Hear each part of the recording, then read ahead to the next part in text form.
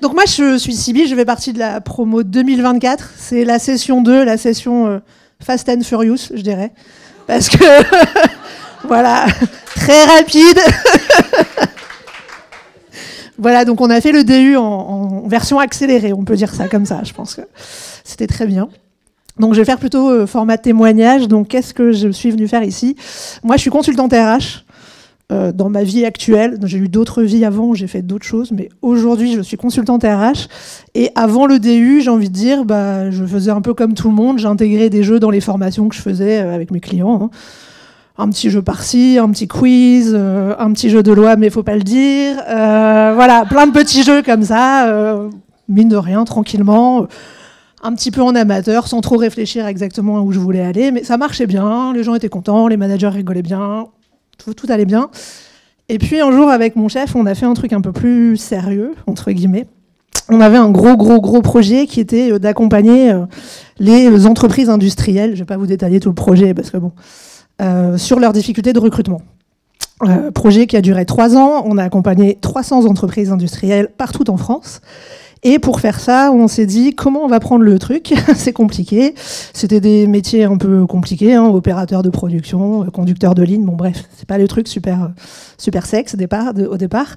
Et on s'est dit bon, il faut qu'on comprenne avec eux pourquoi ça fonctionne pas, pourquoi ils arrivent pas à recruter. Et du coup, on a fait un jeu dans le cadre du projet Pass Industrie où en fait on a essayé de mettre dans le jeu les compétences. Socle que les personnes devaient avoir. Alors socle, non, pas socle, mais les compétences limites, on va dire, que un candidat devait avoir pour pouvoir rentrer dans une industrie. Parce qu'on s'est rendu compte qu'en fin de compte, les RH et les dirigeants tapaient toujours 10 fois au-dessus de ce qu'il leur fallait. Donc là, on a dit, OK, on arrête. On vous donne un jeu de cartes. Dans le jeu de cartes, vous avez des soft skills, des compétences techniques, des compétences transverses, des compétences socle. Bref, il y avait un peu de tout. Des couleurs différentes. On les a mis ensemble. Ils avaient une jolie image de bonhomme. Et on leur a dit, vous avez autant de minutes pour trouver les 5 compétences minimum que doivent avoir vos candidats. Interdiction d'avoir des compétences uniquement d'une même couleur, tout le monde doit être d'accord, etc. Bref, ça a super bien marché. Au final, au début, on se dit ça marchera jamais.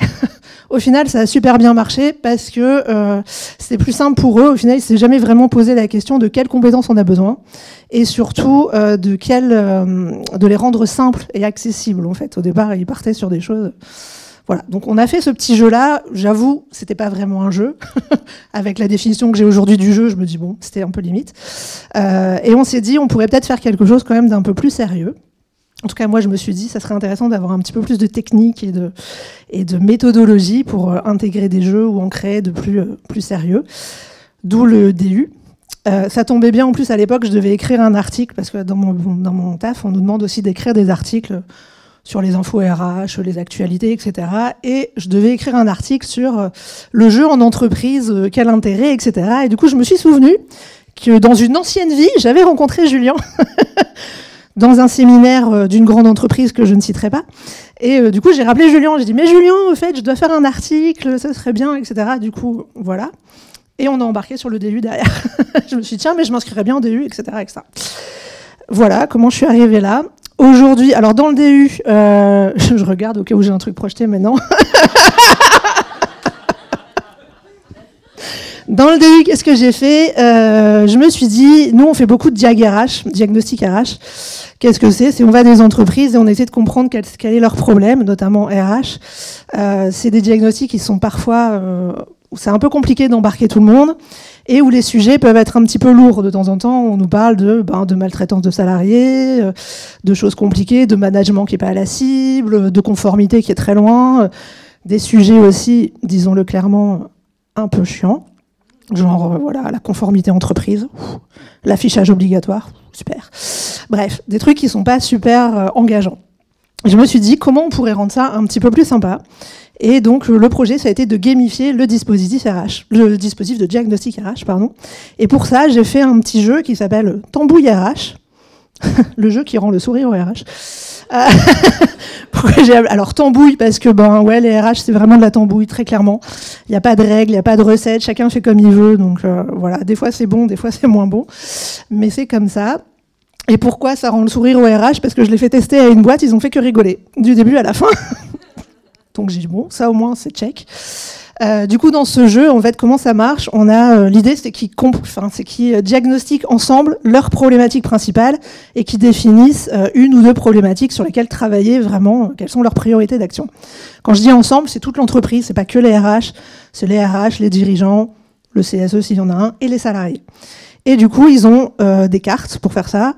Il y a 7 thématiques de cartes. Des thématiques très RH, la conformité RH, etc., et des thématiques un petit peu plus transverses comme le management, la communication. Et j'ai essayé de transformer chaque thématique avec une petite expression culinaire. Genre la conformité, ça devient aux petits oignons. Parce que voilà. Le management, non, la vision stratégique, ça c'est pour les dirigeants, ça devient pédaler dans la semoule. Parce que voilà, des fois c'est un petit peu ça. Voilà, bref, c'est un peu ce genre d'acronyme-là. Donc déjà, ça dédramatise un petit peu les sujets. Et puis dans chaque thématique, on a 6 cartes, 3 cartes positives, 3 cartes négatives. Et l'idée, c'est de choisir un peu la situation qui est la plus adaptée à son entreprise aujourd'hui. En sachant que les situations sont mises de façon un peu plus légère. Type, ah bon, il y a des règles ici. Ah, le chef a fait un jour à droite, un jour à gauche. Bon, bref, voilà. C'est des choses un petit peu plus rigolotes qui permettent de dédramatiser les choses et de discuter les uns avec les autres sur ces sujets-là. Et au final, ils ont 3-4 sujets. Au final, à la fin du jeu, il y a 56 cartes au départ, il n'y en a plus que 3 à la fin, je ne raconte pas.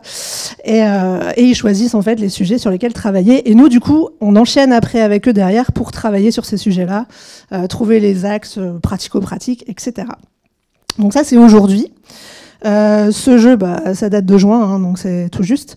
Je l'ai testé avec une entreprise. Là, je vais le présenter au Human Day dans 2 semaines.